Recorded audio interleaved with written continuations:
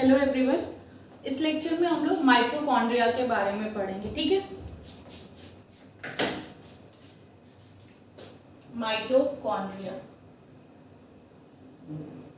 I hope आप लोग इस नाम को पहले भी सुने होंगे, इसके बारे में थोड़ा बहुत जानते भी होंगे। अगर ज्यादा कुछ नहीं तो आपको इतना तो पता ही है कि माइटोकॉन्ड्रिया को power house of the cell कहते हैं। इसके अलावा हम लोग कुछ चीजों के बारे में जानते हैं माइटोकॉन्ड्रिया के, ठीक है।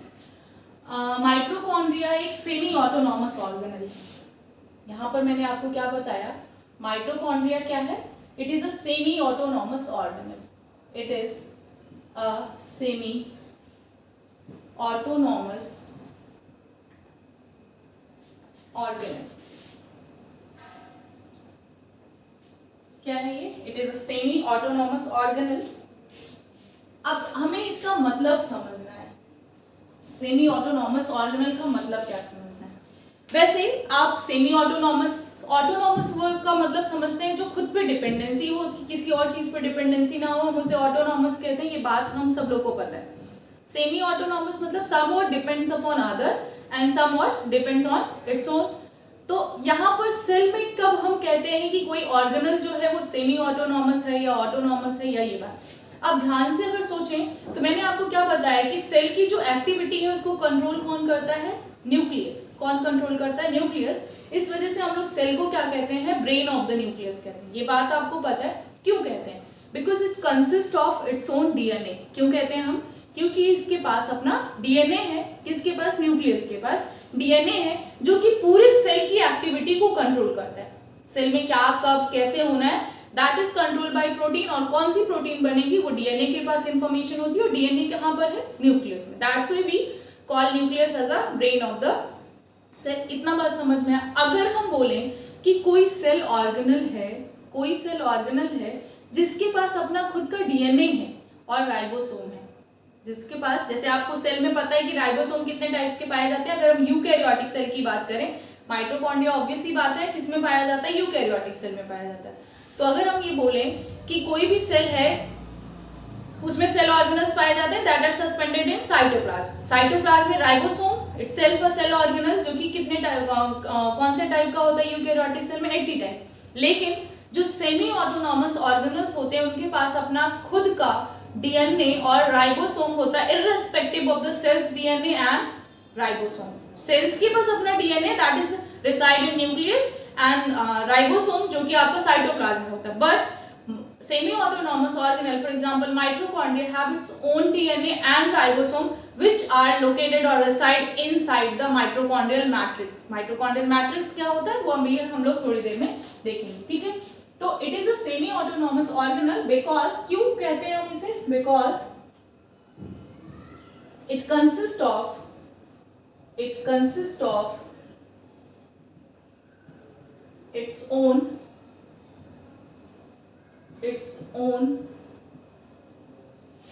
because it consists of its own DNA and ribosome ठीक है। अब हमें ये समझना है कि अगर इसके पास अपना डीएनए एंड राइबोसोम है, इसका मतलब कुछ प्रोटीन्स ये भी बनाता होगा। इसका मतलब क्या हुआ कि माइटोकॉन्ड्रियल प्रोटीन भी होती होंगी। ये बात आपको समझ में आ रही? क्या हम ये कह सकते हैं कि हम ये बात कह सकते हैं कि जो माइटोकॉन्ड्रिया जाते सेमी ऑटोनॉमस ऑर्गेनल है उसके पास अपनी खुद की प्रोटीन मशीनरी है। मशीनरी मतलब जो खुद प्रोटीन सिंथेसाइज करे। भाई प्रोटीन मशीनरी क्या है? राइबोसोम प्रोटीन को सिंथेसाइज करता है। कौन सी प्रोटीन सिंथेसाइज होगी? That is governed by the DNA. तो इसके पास डीएनए भी है, राइबोसोम है। इसका मतलब सेमी ऑटोनॉमस ऑर्गेनल के पास अपना प्रोटीन मशीनरी होता है, यानी वो खुद प्रोटीन सिंथेसाइज कर सकते हैं। क्लियर हुआ इतनी बात आपको? ठीक है। राइबोसोम कौन से टाइप का पाया जाता है माइटोकॉन्ड्रिया में वो देखते हैं। 70S टाइप ऑफ राइबोसोम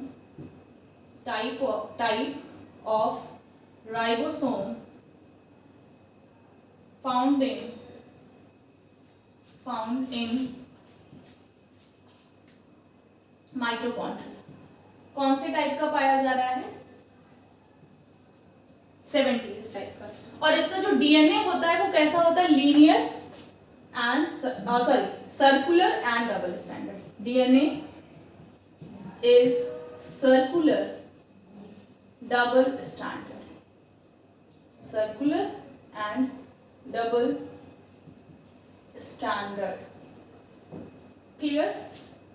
तो हमें पता चला कि mitochondria is semi-autonomous organal which consists of its own DNA and ribosome. Which type of ribosome found in mitochondria? That is 70S type of ribosome.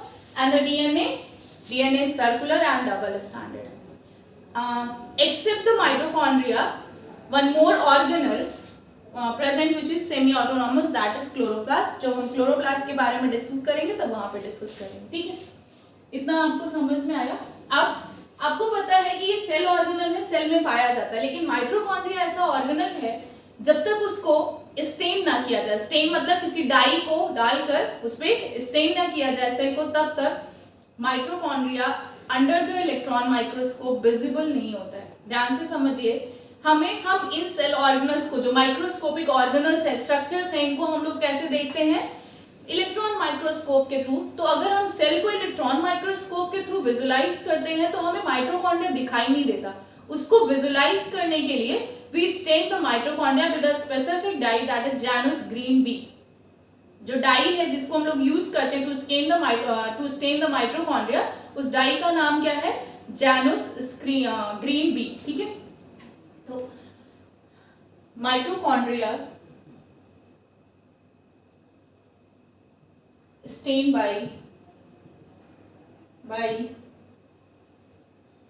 dye Janus green B। पूछा जाता है, इसको याद रखिएगा, Janus green B। इतनी बात आपको समझ में आई माइटोकॉन्ड्रिया के बारे में, ठीक है? अब नंबर ऑफ माइटोकॉन्ड्रिया, जैसा कि मैंने आपको बताया कि जो माइटोकॉन्ड्रिया है वो क्या कर रहा है, आपका power house of the cell कहते हैं, मतलब एटीपी को जनरेट करता है। कैसे जनरेट करता है ये हम लोग जब सेलुलर रेस्पिरेशन पढ़ेंगे तब पढ़ेंगे, समवट थोड़ा बहुत हम लोग उसके बारे में डिस्कस करेंगे, ठीक है? मैं आपको क्या बता रही थी कि माइटोकॉन्ड्रिया एटीपी जनरेट करता है, इसका मतलब number of mitochondria in the cell depends upon the physiological activity of the cell. What do you mean by physiological activity?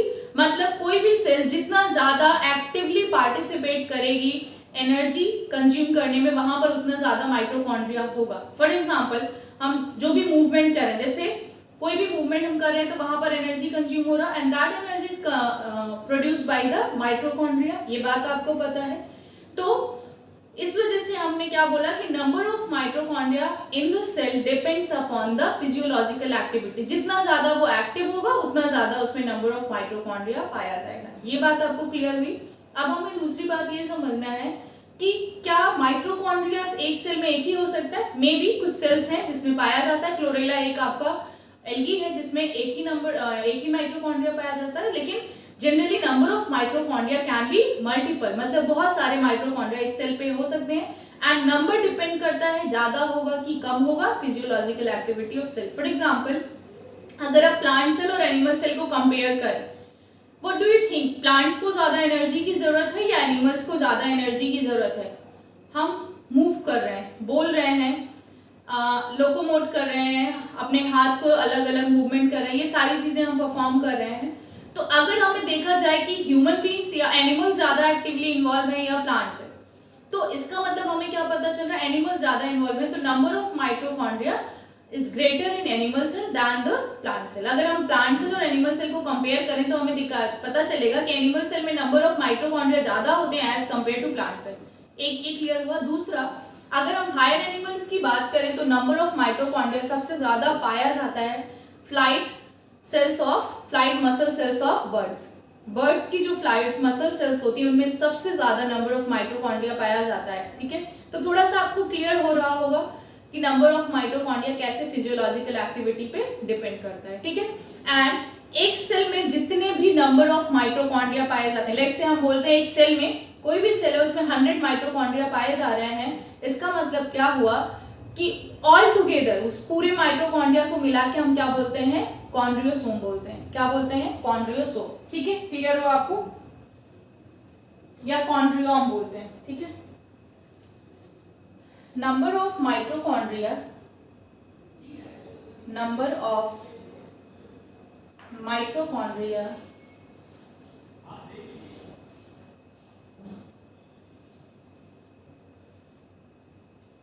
depends upon the number of mitochondria in the cell, depends upon the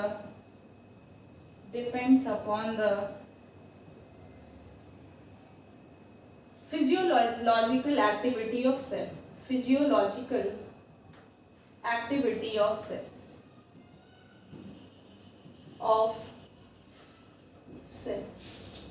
got it? For example, number of mitochondria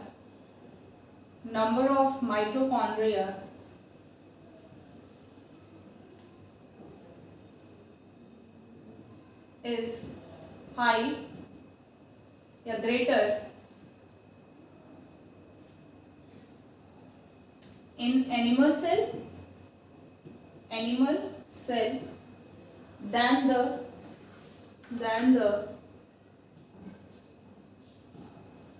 plant cell. दूसरा, in higher animals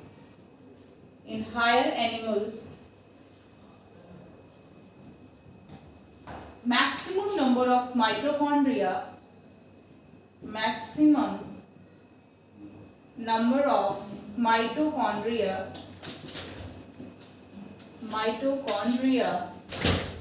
found in flight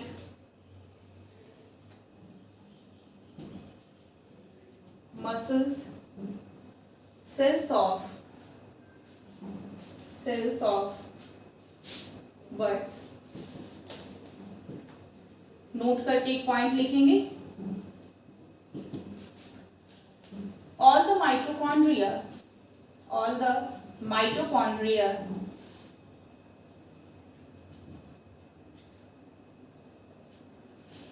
found in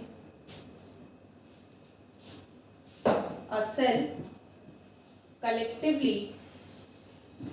collectively called as chondriosome or chondriome, ठीक है। तो ये आपको समझ में आया कि माइटोकॉन्ड्रिया के बारे में क्या क्या हमने थोड़ी बातें पढ़ी कि mitochondria is a semi autonomous organelle and it is scanned by the Janus Greenbee, and the second thing is mitochondria. The number of mitochondria in a cell depends upon the physiological activity of the cell. If we compare plant cell and animal cell, then obviously animal cell have higher number of mitochondria than the plant cell, and in case of higher animals, maximum number of mitochondria is found in flight muscle cells of birds, and all the mitochondria found in a cell collectively called as chondriosome. Okay, इसके बाद हम लोग structure of mitochondria के बारे में पढ़ेंगे, लेकिन उससे पहले हम लोग माइटोकॉन्ड्रिया को डिफरेंट नाम से जानते हैं, वो नाम हम लोग देख लेते हैं। पहला तो हम लोग इसे सेमी ऑटोनॉमस ऑर्गेनल बोलते हैं, वो तो ठीक ही है। इसके अलावा हम इसे power house of the cell भी कहते हैं, power house of the cell.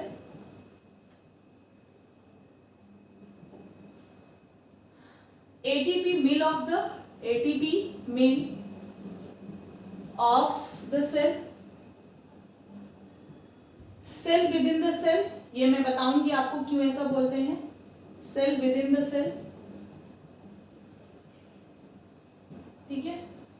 तो ये डिफरेंट नाम है जिसकी वजह से हम लोग इसको कहते हैं, ठीक है। इसके बाद हम लोग स्ट्रक्चर ऑफ माइटोकॉन्ड्रिया के बारे में पढ़ेंगे। अभी हम लोग स्ट्रक्चर ऑफ माइटोकॉन्ड्रिया पढ़ते हैं। मैंने आपको बताया था कि mitochondria double membrane bound organelle है, मतलब यहाँ पर एक आउटर मेम्ब्रेन होगी और एक इनर मेम्ब्रेन होगी। तो हम लोग स्ट्रक्चर से स्टार्ट करते हैं, फिर उसी में देखते जाएंगे, ठीक है। डबल मेम्ब्रेन मतलब दो मेम्ब्रेन है इसके चारों तरफ, ठीक है। ये माइटोकॉन्ड्रिया हम लोग इसको कंसीडर करते हैं कि आउटर माइटोकॉन्ड्रियल मेम्ब्रेन है, outer membrane of mitochondria, outer membrane, and दूसरा आपका कौन सा है, इसके अलावा कौन सी मेम्ब्रेन होगी, इनर मेम्ब्रेन।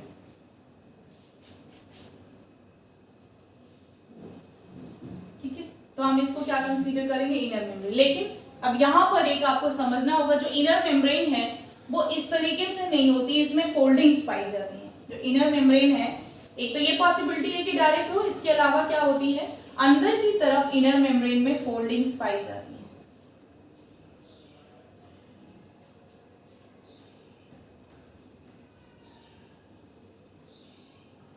अगर आप माइटोकॉन्ड्रिया का स्ट्रक्चर देखेंगे तो अंदर की तरफ क्या पाई जाती है, यहाँ पे फोल्डिंग्स पाई जाती हैं, एंड इन फोल्डिंग्स को हम लोग क्रिस्टी कहते हैं। आपको क्या दिखाई दे रहा है कि ये अंदर की तरफ जो मेम्ब्रेन है वो क्या हो गई, फोल्ड करके इन्वेजिनेट होके प्रोजेक्शन बनाई दे रही। तो ये प्रोजेक्शन जो आपको दिखाई दे रहा है, इस प्रोजेक्शन को जो इनसाइड द मेम्ब्रेन है इसको हम लोग क्रिस्टी कहते हैं। ठीक है, इन फोल्डिंग्स को हम लोग क्रिस्टी कहते हैं।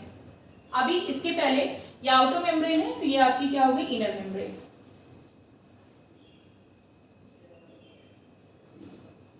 Due to presence of two membrane that is outer and inner, जो माइटोकॉन्ड्रिया है वो दो कंपार्टमेंट में डिवाइड होता है। ध्यान से अगर देखें, एक ये कंपार्टमेंट और दूसरा ये compartment. Mitochondria due to presence of two membrane that is outer and inner divided into two compartment. The outer environment, the space between the inner membrane and outer membrane is known as, it's called as perimitochondrial space, perimitochondrial space।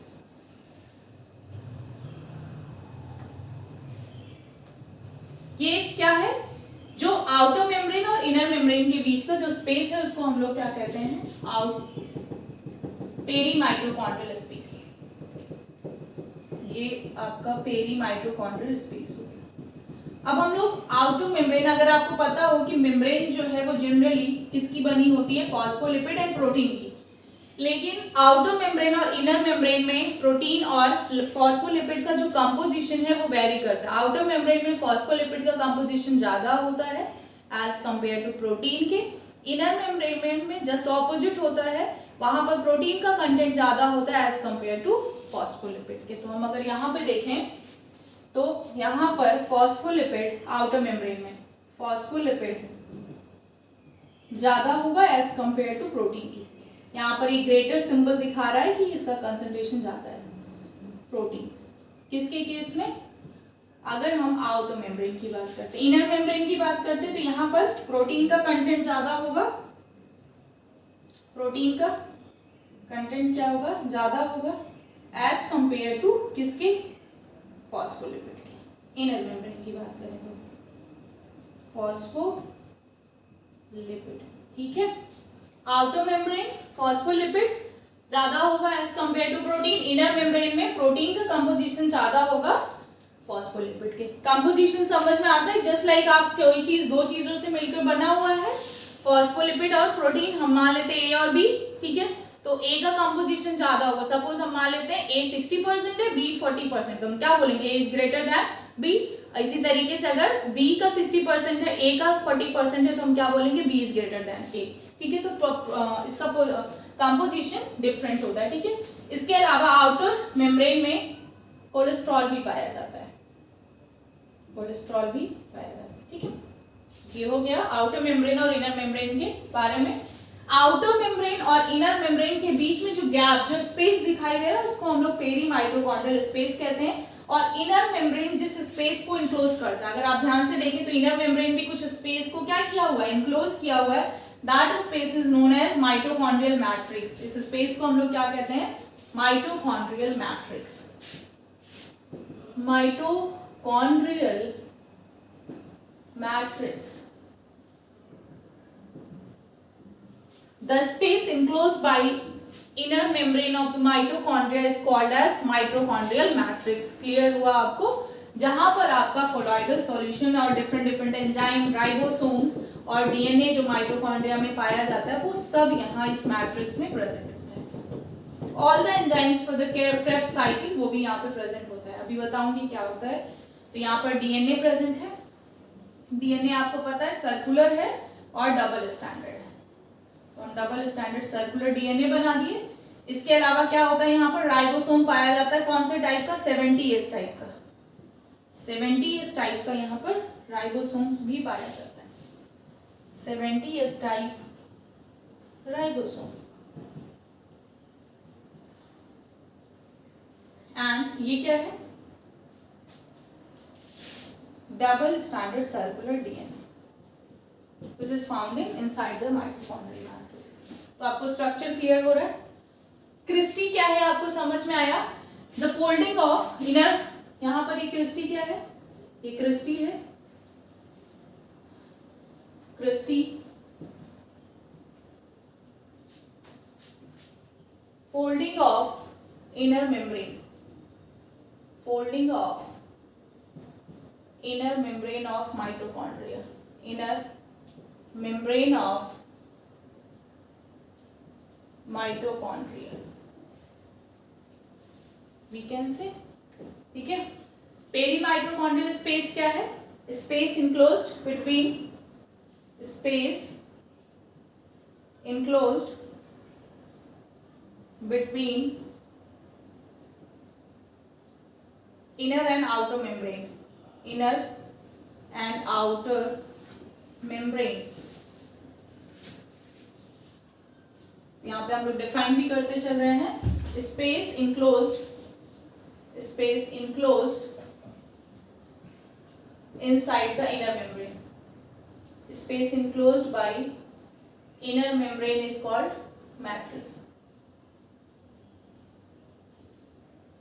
इतना बात clear हुआ आपको। अब आपको यहाँ पे समझना है कि जो माइटोकॉन्ड्रियल मैट्रिक्स है, ये फोल्डिंग्स हैं, जो नंबर ऑफ फोल्डिंग्स डिपेंड करती हैं अगेन कि वो कितना ज्यादा एटीपी प्रोड्यूस कर रहा है। नंबर ऑफ जो क्रिस्टी है वो किस पर डिपेंड करती है कि कितना ज्यादा एटीपी प्रोड्यूस कर रहा है वो, या कितना ज्यादा एटीपी प्रोडक्शन में इन्वॉल्व है। फॉर एग्जांपल जो हमारी मसल सेल्स हैं वो क्या है, एक्टिवली एटीपी को प्रोड्यूस करती है, तभी आप देखिए हम हैंड को मूव कर पाते हैं कॉन्टिन्यूअसली। इसका मतलब नंबर ऑफ क्रिस्टी वहां पे ज्यादा होंगी, जितना ज्यादा एटीपी प्रोडक्शन होगा उतना ज्यादा वहां पर नंबर ऑफ क्रिस्टी होंगी। क्यों, इसका मतलब समझिए। अब यहाँ पे देखिए, इस क्रिस्टी के सरफेस पर कुछ पार्टिकल्स पाए जाते हैं जिन्हें ऑक्सीसोम कहते हैं, या F0 F1 पार्टिकल कहते हैं क्रिस्टी की सरफेस पर। और you can say inner mitochondrial membrane is fitted with the particle that is called F0 F1 particle और ऑक्सीसोम। इस तरीके से through out the inner mitochondrial membrane present. अब आप सोचो, थिंक ऑफ इट, क्यों क्रिस्टी का फॉर्मेशन हुआ। अगर आप सोचते जाएंगे तो आपको सारा इंफॉर्मेशन मिलता जाएगा। आप देख रहे हैं कि क्रिस्टी के फॉर्मेशन से सरफेस एरिया इंक्रीज हो गया, जिसकी वजह से मोर नंबर ऑफ ऑक्सीसोम्स इस पे क्या हो सकते हैं, अटैच हो सकते हैं। ज्यादा से ज्यादा ऑक्सीसोम यहाँ पर क्या हो सकते हैं, अटैच हो सकते हैं। यानी to increase the surface area ये फॉर्मेशन होता है किसका, क्रिस्टी का।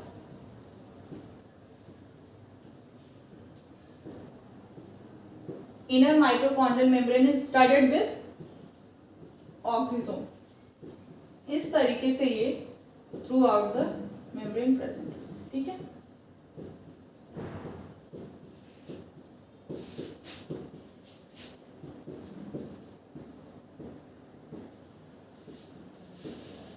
तो आपको दिखाई दे रहा है क्रिस्टी इस तरीके से प्रेजेंट। समझ में आया आपको, क्रिस्टी इस तरीके से प्रेजेंट होते हैं,